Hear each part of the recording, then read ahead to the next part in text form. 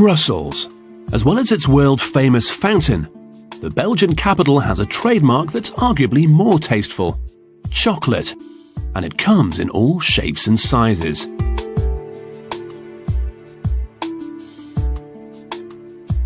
This is how a Belgian factory makes chocolates on a massive scale. In this truck is the star of the show: pure, unadulterated chocolate. To keep it soft in the truck's tanks, the chocolate is kept at 47 degrees Celsius.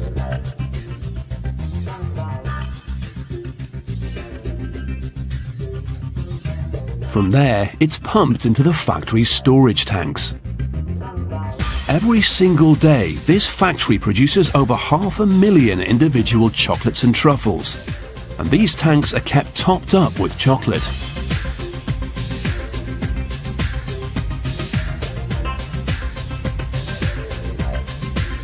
It'll be used for hundreds of different varieties of sweets, and one of the nation's favorites is the Caprice. Sacks full of hazelnuts and almonds are used to make the shell. They're roasted for 15 minutes at 115 degrees Celsius.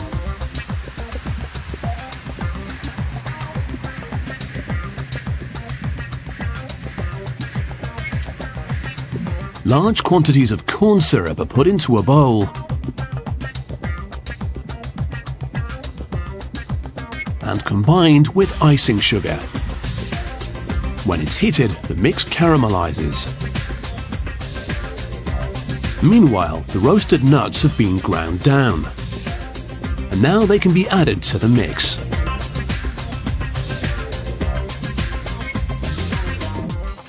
The mixture is laid out onto a conveyor belt and set to form a nut brittle.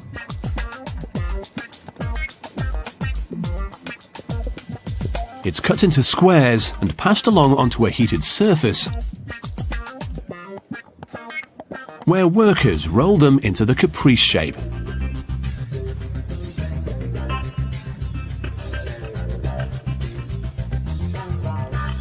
The filling for the Caprice is a rich vanilla cream, and this is not the Weight Watchers variety.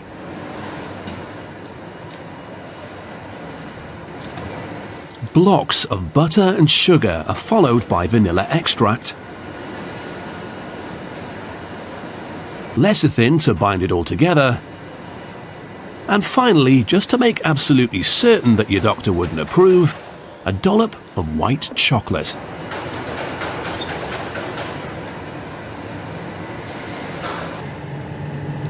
The mix is taken to the production line, where the workers fill each roll individually.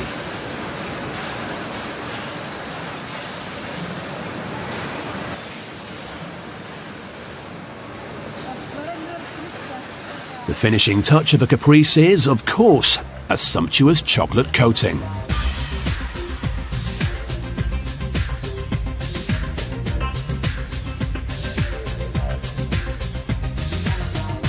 Because Belgian chocolate has a worldwide reputation to maintain, the chocolate mix is regularly checked, and somebody created a machine to do it. Even the temperature of the chocolate is important, as it affects the taste and texture of the final sweets.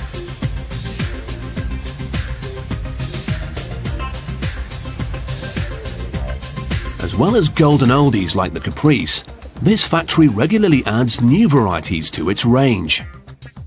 A new chocolate truffle begins life as an idea sketched onto a pad.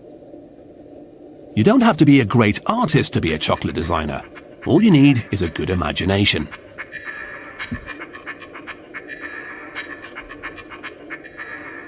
In the in-house kitchen, a variety of ingredients are tested to get the taste and look perfect.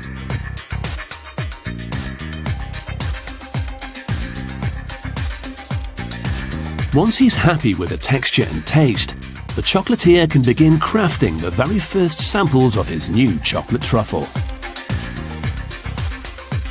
He spoons in a milk chocolate mix and leaves it till it starts to set.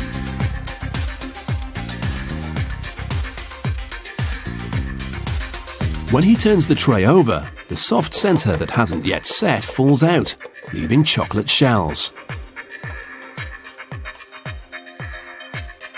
He then pipes in the filling before covering the base with another layer of chocolate. When they've hardened, they can be tapped out. The new recipe's approved and it goes on to full-scale production. Just like before, chocolate's pumped into the trays.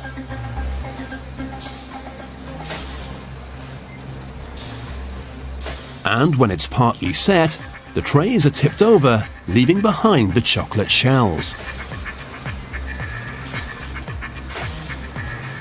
Giant fans cool the chocolate to encourage the shell to harden.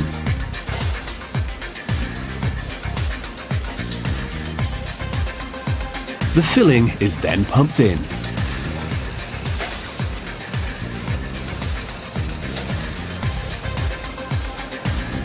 A final layer of chocolate makes the base. Of course, the excess is all reused. A slight twist loosens the hardened sweets from their tray. They come down the line upside down, so they're simply flipped over.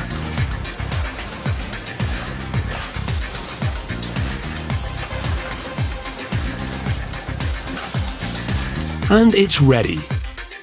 A newly crowned contender competing for the Brussels throne.